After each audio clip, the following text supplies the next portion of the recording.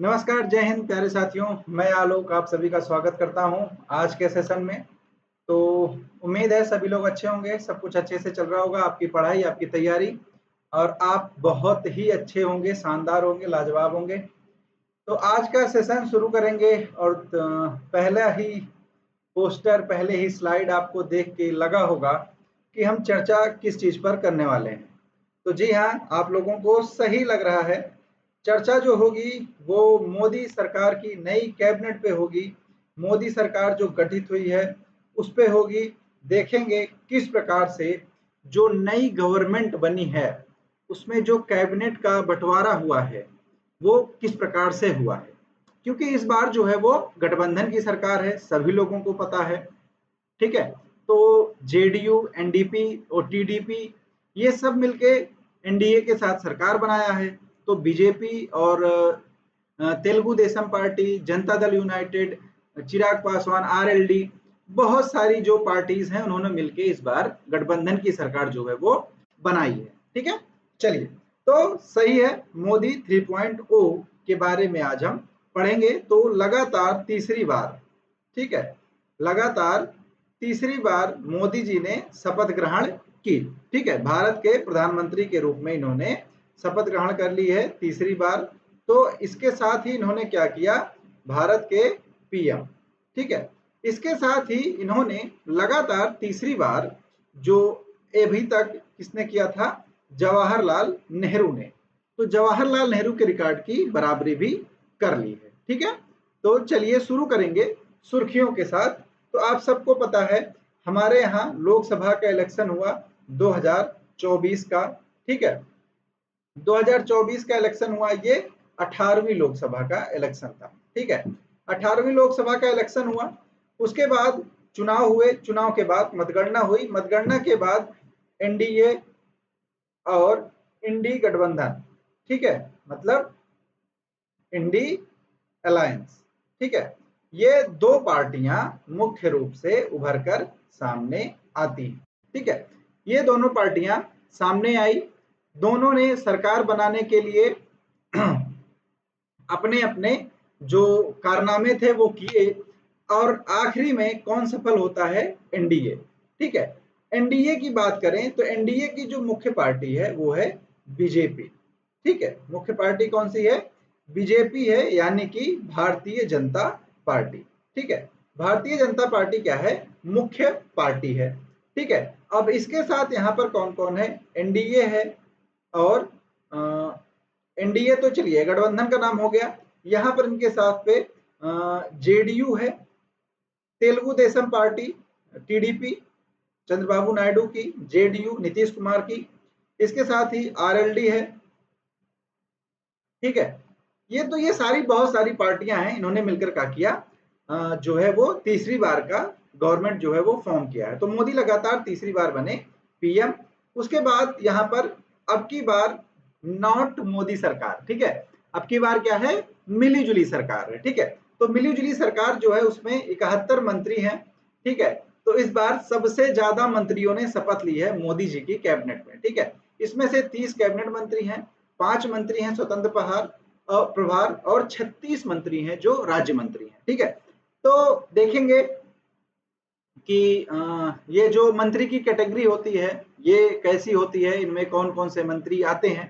ठीक है, चलिए, तो ये सुर्खी थी आपके लिए। अब आगे बढ़ेंगे। तो ये मोदी जी का एक आप क्विक व्यू लेंगे कैबिनेट का। राजनाथ सिंह है रक्षा मंत्री, अमित शाह हैं गृह मंत्री, नितिन गडकरी रोड मंत्री, लल्लन सिंह है, ये क्या है, नॉन बीजेपी। ठीक है, ये क्या है, नॉन बीजेपी है। इसी तरह ये पूरी जो है एक तरह से हरदीप सिंह पुरी हैं पेट्रोलियम मंत्री, चिराग पासवान एक नए युवा चेहरा जो इस बार मंत्रिमंडल में आपको देखने को मिल रहे हैं। ठीक है, बहुत सारे नए चेहरे हैं जो इस बार आपको यहाँ पर देखने को मिलेंगे। ठीक है, तो सिलसिलेवार तरीके से देखेंगे। तो सबसे पहले देखते हैं कैबिनेट क्या है। ठीक है, तो कैबिनेट जो है वो एक इतालवी, मतलब इटली भाषा जो इटली में बोली जाती है, इटालवी जो है, इटालवी भाषा का शब्द है। ठीक है, इसका मतलब क्या होता है, एक छोटा सा बॉक्स। क्या होता है, छोटा सा बॉक्स। ठीक है, छोटे से बॉक्स को क्या बोल देते हैं हम, कैबिनेट बोल देते हैं। ठीक है, क्या होता है, कैबिनेट।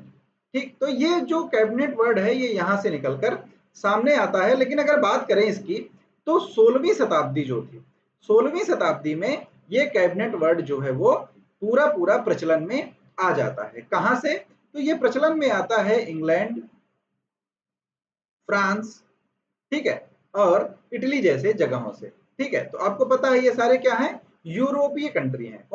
यूरोपीय, ठीक है, ये यूरोपीय देश हैं सारे। यहाँ से ये जो शब्द है वो प्रचलन में आता है। ठीक है, इसका अगर मतलब देखें तो इसका मतलब हो जाता है मंत्रिमंडल। क्या हो जाता है? मंत्रिमंडल।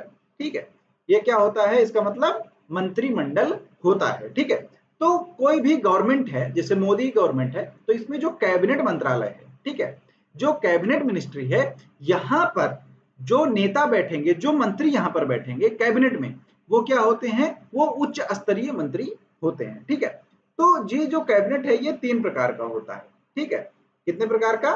3 प्रकार का। यहाँ पर पहले तो जो मंत्रालय होता है वो 3 प्रकार का होता है। एक में कैबिनेट मंत्री होते हैं, एक में होते हैं राज्य मंत्री, और एक में होते हैं राज्य मंत्री स्वतंत्र प्रभार। ठीक है, ये क्या होते हैं? स्वतंत्र प्रभार होते हैं। ठीक, क्लियर? चलिए अब देखते हैं कि कैसे कैसे ये जो बंटवारा है वो होता है। ठीक है, चलिए तो सबसे पहले देखेंगे कि मंत्रिमंडल कितने प्रकार के होते हैं। ठीक है, या फिर मंत्रिमंडल जो होता है, जो मंत्रियों का समूह होता है, वो कितने प्रकार का होता है। ठीक, तो आप सबको पता है कि 9 जून को तीसरी बार इन्होंने शपथ ली, और उसके बाद 10 जून को क्या हुआ? मंत्रिमंडल की पहली बैठक होती है। क्या होती है? पहली बैठक होती है, और पहली बैठक में ही सभी जो मंत्री हैं उनको अपना पद जो है वो वितरित होता है। ठीक है, सभी जो मंत्री पद की शपथ लिए थे इनको अपना अपना मंत्रालय जो है वो प्रदान किया जाता है। ठीक है, अब इसके साथ ही निकलकर सामने आता है कि जो मंत्रिमंडल है उसमें कितने प्रकार के मंत्री होते हैं। तो मंत्री जो होते हैं वो 3 प्रकार के होते हैं: कैबिनेट मंत्री, राज्य मंत्री स्वतंत्र प्रभार और राज्य मंत्री। ठीक है, ये 3 प्रकार के मंत्री होते हैं। तो एक एक करके मैं आपको बताऊंगा, और जुड़े रहेंगे वीडियो में लास्ट तक। मैं आपको पूरी चीजें क्लियर करूंगा, एकदम क्रिस्टल क्लियर होंगी सारी चीजें। इसके बाद आपको कभी भी ये मंत्री का टाइप और ये कैसे होता है ये सब पढ़ने की जरूरत नहीं पड़ेगी। ठीक है, तो इन सब चीजों में जब चीजें सामने आती हैं तो सबसे पहले होता है कैबिनेट मंत्री। तो कैबिनेट मंत्री सबसे ज्यादा पावरफुल होता है सभी मंत्रियों में। ठीक है, ये क्या होता है? सबसे ज्यादा शक्तिशाली होते हैं। ठीक है, क्या होते हैं? सबसे ज्यादा शक्तिशाली होते हैं। ठीक है, अब बनता कौन है? तो बनते हैं जिनके पास एक्सपीरियंस सबसे ज्यादा होता है, या फिर जिनके पास अनुभव सबसे ज्यादा होता है। ठीक है, जो बहुत टाइम से सांसद हैं। ठीक है, जो बहुत टाइम से सांसद हैं, जैसे अभी आप देखेंगे तो अमित शाह क्या है? मोटा भाई अमित शाह क्या है? गृह मंत्री। ठीक है, क्या है ये? गृह मंत्री हैं। राजनाथ सिंह क्या है? रक्षा मंत्री हैं। ठीक है, तो ये लोग बहुत टाइम से सांसद बनते आ रहे हैं, इनको बहुत एक्सपीरियंस है। तो जो सांसद सबसे अनुभवी होते हैं उनको कैबिनेट मंत्री बनाया जाता है। ठीक है, काम इनका क्या है? तो ये सीधे पीएम को रिपोर्ट करते हैं। ठीक है, किसको रिपोर्ट करते हैं? प्रधानमंत्री को सीधे ये रिपोर्ट करते हैं। तो कैबिनेट मंत्री सीधे प्रधानमंत्री को रिपोर्ट करता है। जो मंत्रालय इनको दिया जाएगा उस मंत्रालय की पूरी जिम्मेदारी इन्हीं की होगी। ठीक, उसके बाद कैबिनेट मंत्री के पास एक से अधिक मंत्रालय भी होते हैं। बैठक में इनका शामिल होना अनिवार्य है। क्यों? क्योंकि जब पीएम इन किसी भी मंत्रालय से, मान लीजिए गृह मंत्रालय से कोई क्वेश्चन पूछा जा रहा है, तो वहां पे अमित शाह का प्रेजेंट होना जरूरी है। क्यों? क्योंकि अब इस क्वेश्चन का जो जवाब है वो कौन देगा? वो मोटा भाई ही देंगे, अमित शाह ही देंगे। क्लियर?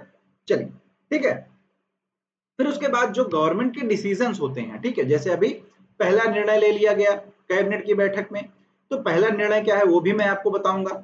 ठीक है, तो जब पहला मतलब जो कैबिनेट में या फिर गवर्नमेंट के द्वारा जो निर्णय लिया जाता है, जो डिसीजंस लिए जाते हैं, वो किसके द्वारा लिए जाते हैं? वो लिए जाते हैं कैबिनेट की बैठक में। क्लियर? चलिए, इसके बाद आ जाएंगे राज्य मंत्री। ठीक है, तो राज्य मंत्री जो होते हैं ये एक तरह से उप कैबिनेट मंत्री होते हैं। क्या होते हैं ये? उप कैबिनेट। ठीक है। इनका काम क्या होता है, जो कैबिनेट मंत्री होते हैं उनकी हेल्प के लिए ये बनाए जाते हैं। ठीक है, क्लियर।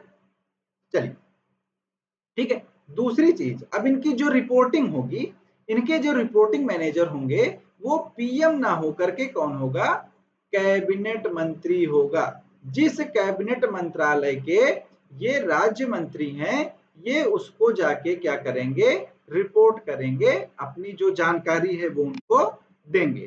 ठीक है, क्लियर है। अब एक कैबिनेट पे एक, दो, तीन, कितने भी कैबिनेट राज्य मंत्री बनाए जा सकते हैं। क्लियर है सभी लोगों को। ठीक है, और ये जो है, ये जब कैबिनेट मंत्रालय की बैठक होती है तो ये उसमें भाग नहीं लेते। ठीक है, क्लियर है। लेकिन लेकिन अगर अब ये कैबिनेट मंत्री जो था ये क्या है, अब्सेंट है। ठीक है, ये क्या है, अब्सेंट है, अनुपस्थित है, तो कौन जाएगा, तो काम को संभालेगा कौन, तो रिस्पॉन्सिबिलिटी किसकी होगी, तो वो रिस्पॉन्सिबिलिटी होगी राज्य मंत्री की। ठीक है, क्लियर। चलिए, ठीक है, तो राज्य मंत्री आपको क्लियर हो गया होगा। उसके बाद क्या आएगा, राज्य मंत्री स्वतंत्र प्रभार। ठीक है, राज्य मंत्री स्वतंत्र प्रभार जो है, इनका जो नंबर अगर आप हायरार्की देखेंगे तो कैबिनेट होता है। ठीक है, कौन होता है, कैबिनेट मंत्री, फिर स्वतंत्र प्रभार होते हैं। ठीक है, कौन होते हैं, स्वतंत्र प्रभार होते हैं, और इसके बाद होते हैं राज्य मंत्री। ठीक है, तो ये क्या है, एक जो इनका एक पदानुक्रम है। ठीक है, तो ये जो होते हैं ये सीधे किसको रिपोर्ट करेंगे, प्रधानमंत्री को। इनका कैबिनेट मंत्री से कोई भी लेना देना नहीं होता है। क्लियर। चलिए, मंत्रालय की सारी जिम्मेदारी इनकी होती है, तो जो मंत्रालय इनको मिला होगा उसकी पूरी जिम्मेदारी इनकी ही होती है। ठीक है, ये कैबिनेट मंत्री के प्रति उत्तरदायी नहीं होते हैं और बैठक में भी शामिल नहीं होते। ठीक, ये आपको पता चल गया होगा। तो ये तीन तरह के मंत्री होते हैं। क्लियर।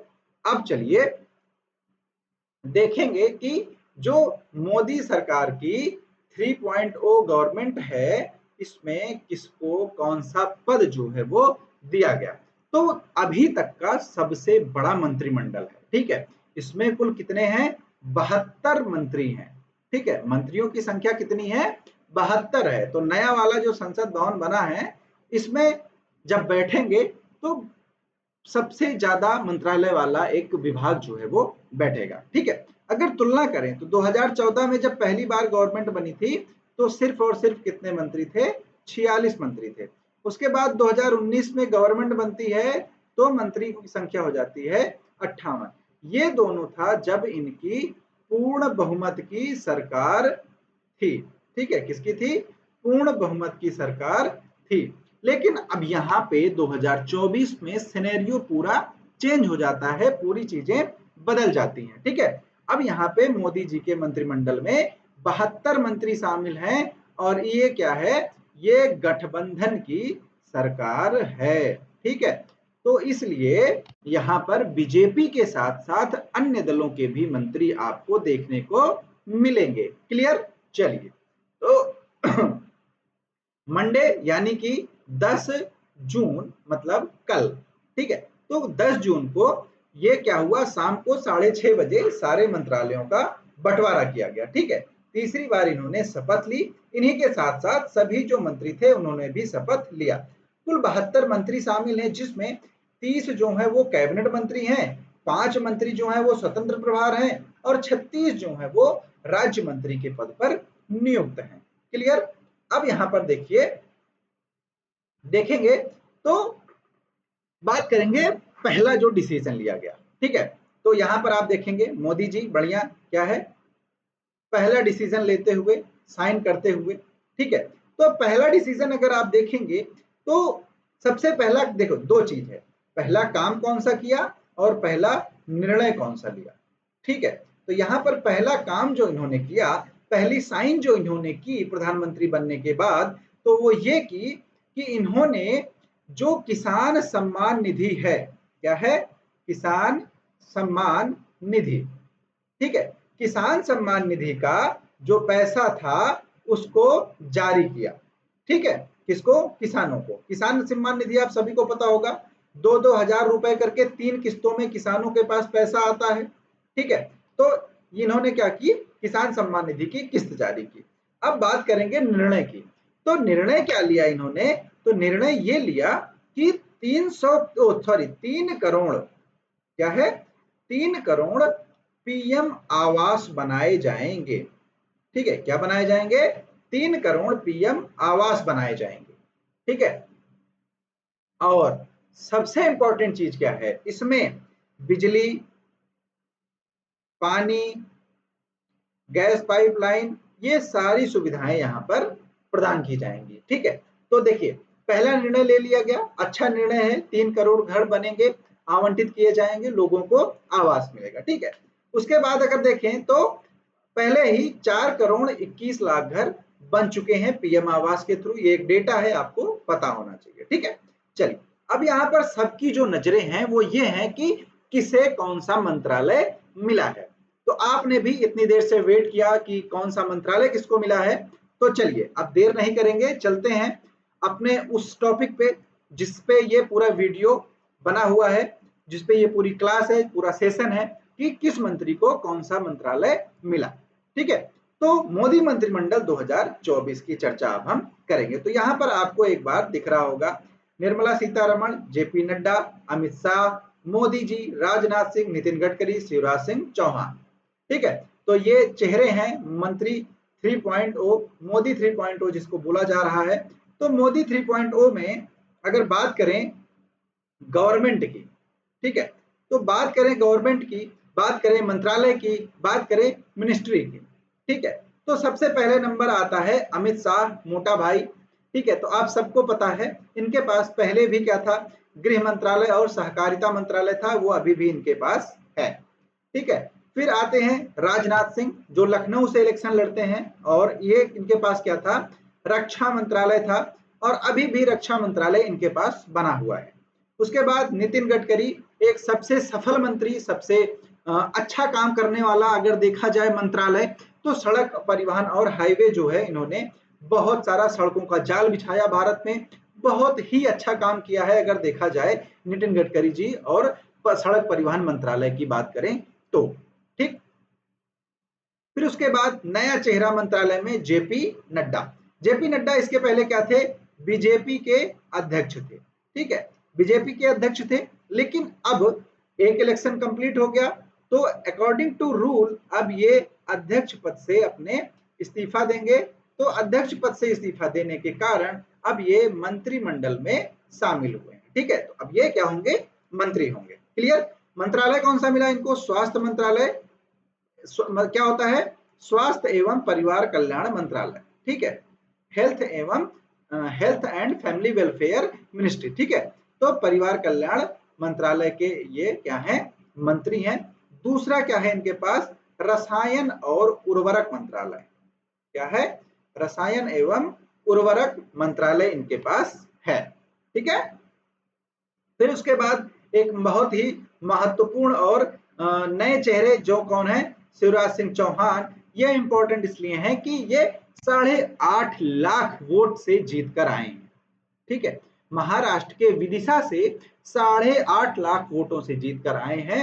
इनके पास कृषि, किसान कल्याण और ग्रामीण विकास मंत्रालय दिया गया है। ठीक है, उसके बाद आपके पास निर्मला सीतारमण। निर्मला सीतारमण के पास पहले से भी वित्त मंत्रालय था, पिछले काफी टाइम से इनके पास वित्त मंत्रालय है, और ये लगातार सबसे ज्यादा बार बजट पेश करने वाली महिला वित्त मंत्री बन चुकी हैं। ठीक है, पिछले बार जब इन्होंने पेश किया उसके साथ ही। तो वित्त और कारपोरेट मंत्रालय किसके पास है? निर्मला सीतारमण के पास है।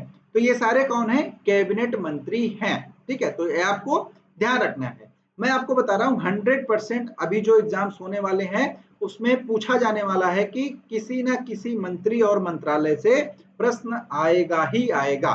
ठीक है, चलिए अब आगे चलते हैं और देखते हैं लिस्ट किसकी है। ठीक है, तो लिस्ट लंबी है, कुल 30 मंत्री हैं, तो धीरे धीरे देखेंगे। ठीक है, एस जयशंकर बहुत ही उम्दा मंत्री, बहुत ही पढ़े लिखे। ठीक है, तो इनके पास क्या है? विदेश मंत्रालय था, और अभी भी इनके पास विदेश मंत्रालय है। मनोहर लाल खट्टर जो क्या थे? सीएम थे हरियाणा के। अब ये सीएम नहीं है, तो अब ये आवास, शहरी मामले और ऊर्जा मंत्रालय को देख रहे हैं एचडी कुमारस्वामी। ठीक है, ये जेडीएस पार्टी से हैं। अब ये क्या है, नॉन बीजेपी। क्या है ये, नॉन बीजेपी हैं। ठीक है, इनके पास उद्योग और इस्पात मंत्रालय है। पीयूष गोयल, पीयूष गोयल के पास है कॉमर्स एंड इंडस्ट्री मिनिस्ट्री।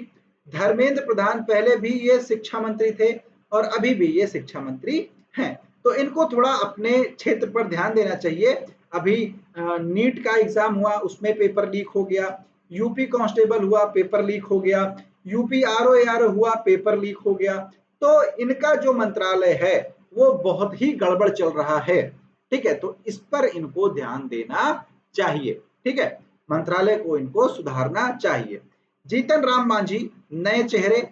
ठीक है, इनको एमएसएमई मंत्रालय दिया गया, सूक्ष्म लघु और मध्यम उद्योग मंत्रालय जो है। उसके बाद लल्लन सिंह है, ये कहां से हैं, जेडीयू से, जिन्होंने समर्थन दिया है एनडीए को। तो ये जेडीयू से हैं और ये भी क्या है, नए चेहरे हैं, नए मंत्री हैं। पंचायती राज मंत्रालय और फिशरीज, पशुपालन और डेयरी इनको दिया गया है। सर्बानंद सोनोवाल को पोर्ट शिपिंग और जलमार्ग मंत्रालय दिया गया है।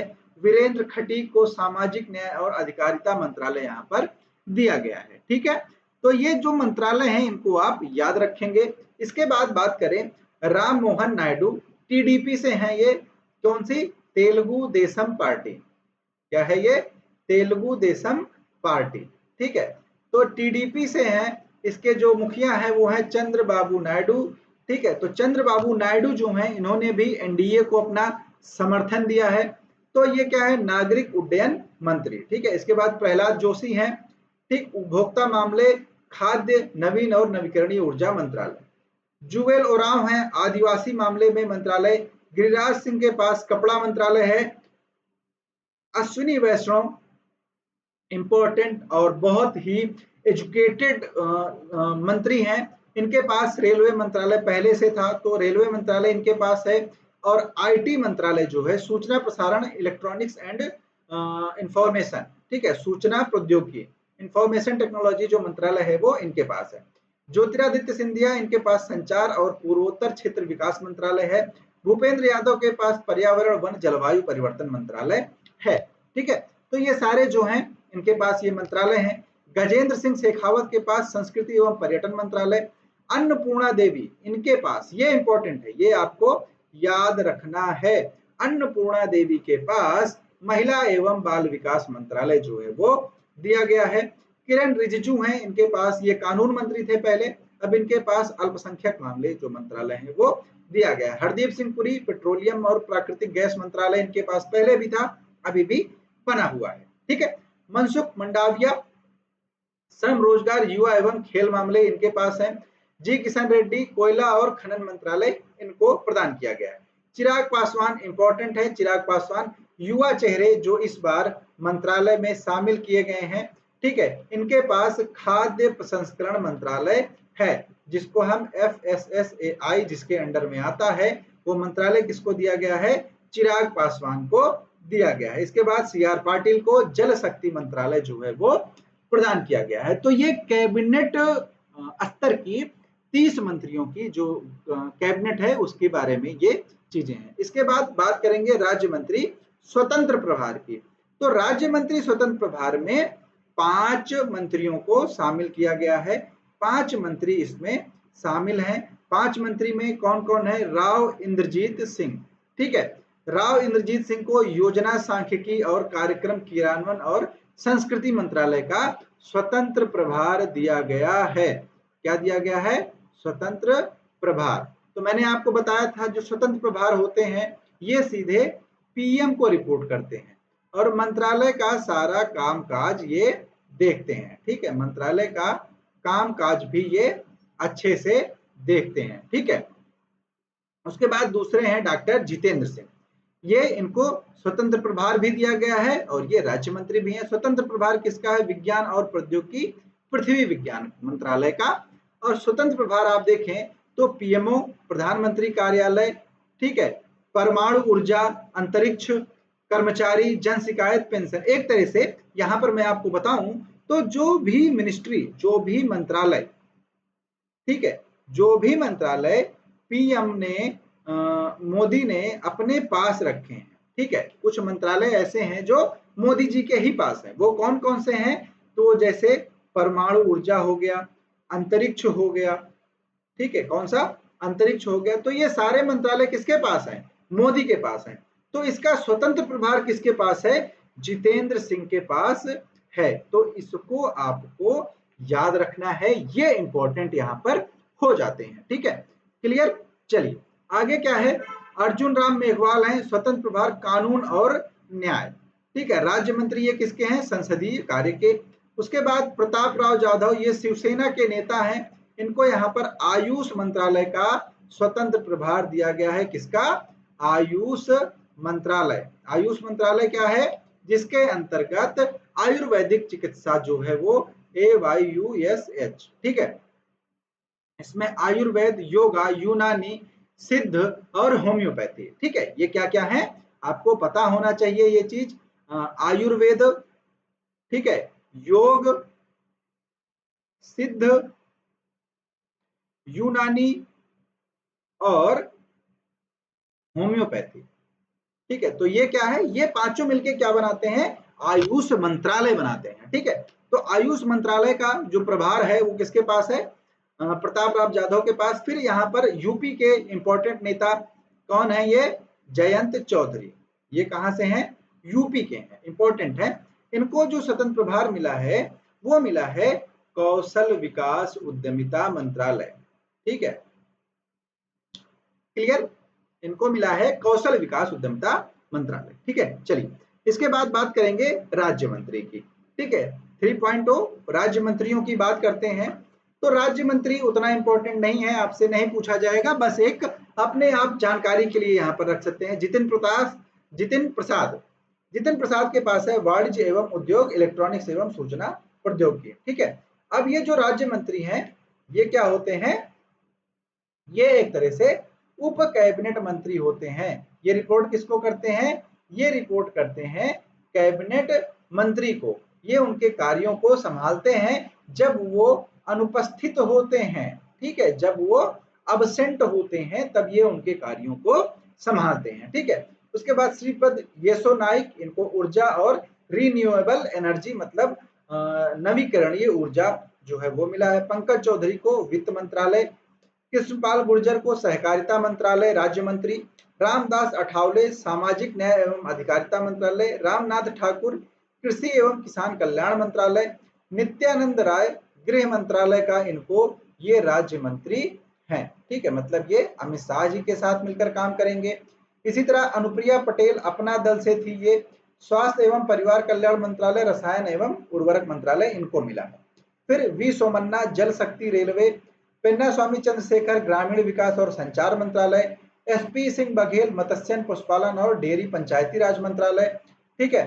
शोभा करंदलाजे इनको MSME श्रम एवं रोजगार, कीर्तिवर्धन सिंह को पर्यावरण और विदेश, BL वर्मा को उपभोक्ता मामले खाद्य एवं सार्वजनिक वितरण मंत्रालय, शांतनु ठाकुर को बंदरगाह और शिपिंग मंत्रालय और सुरेश गोपी को पेट्रोलियम एंड नेचुरल गैस एवं पर्यटन मंत्रालय जो है वो दिया गया है। तो ये सारे मंत्रालय हैं, आप इनको पढ़ सकते हैं, ये इंपॉर्टेंट नहीं है। मैं फिर से बता रहा हूं, आपको कैबिनेट मंत्री और राज्य मंत्री स्वतंत्र प्रभार यहां से जो प्रश्न है वो पूछे जाएंगे, इसे आपको ध्यान में रखना है, ठीक है। चलिए दोस्तों फिर आगे चलेंगे। अब एक एक करके जो इंपॉर्टेंट मंत्री हैं उनको यहाँ पर हम देखते हैं, ठीक है। तो गृह एवं सहकारिता मंत्रालय किसको मिला था? मोटा भाई अमित शाह को मिला था, ये भाजपा से हैं और इनके पास क्या है? गृह एवं सहकारिता मंत्रालय। अब देखिए फोटो से देखना जरूरी ये है कि जब हम इमेज से पढ़ते हैं, फोटो से पढ़ते हैं, माइंड मैप से पढ़ते हैं तो चीजें हमारे अंदर क्या है? फिक्स हो जाती हैं, ठीक है। तो अभी तक आपने टेबल से पढ़ा, देखा, मैंने आपको बताया, ठीक है। अब एक बार जब आप फोटो देख लेंगे, चीजों को समझ लेंगे तो ये आपके माइंड में क्या हो जाएंगी? चीजें सेट हो जाएंगी, ठीक है। तो वहां पे फिर दिक्कत नहीं होगी, ठीक है। तो 10 मिनट और लगेगा, वीडियो में बने रहेंगे लास्ट तक और मैं आपको ये सब चीजें बताता हूं। रक्षा मंत्रालय राजनाथ सिंह, ठीक है, बीजेपी पार्टी से, ठीक, इनके पास पहले भी रक्षा मंत्रालय था, ठीक है, ये लखनऊ सीट से लड़ते हैं। फिर वित्त और कारपोरेट मंत्रालय निर्मला सीतारमण, ठीक है, ये कहा ये लोकसभा चुनाव नहीं लड़ती हैं, ये कहां से हैं, राज्यसभा सांसद हैं, कहां से, कर्नाटक से। पिछली बार इनके पास क्या था, तो ये वित्त मंत्री ही थी। ठीक है। फिर अश्विनी वैष्णव, अश्विनी वैष्णव पिछली बार क्या थे, रेल मंत्री थे, और इस बार भी इनको रेल मंत्री दिया गया है। इसके साथ ही इनको सूचना प्रसारण, इलेक्ट्रॉनिक्स और सूचना प्रौद्योगिकी मंत्रालय दिया गया है। तो ये पहली बार, पिछली बार भी आईटी और रेलवे देख रहे थे, इस बार भी ये आईटी और रेलवे देख रहे हैं। उसके बाद ये नए हैं, ठीक है, ये नए मंत्री हैं। ये कहां से आए हैं, टीडीपी, तेलुगु देशम पार्टी, राम मोहन नायडू। ये एक इनके साथ ये है, आपको ये जरूरी है जानना। ये क्या है, मोदी गवर्नमेंट की जो 3.0 वाली कैबिनेट है, इसमें ये सबसे युवा कैबिनेट मंत्री हैं। ठीक है, सबसे युवा कैबिनेट मंत्री हैं। इनकी उम्र 36 वर्ष है। तो ये आपको यहाँ पर पता होना चाहिए। ठीक है बच्चों, चलिए आगे आपको मैं बताऊंगा।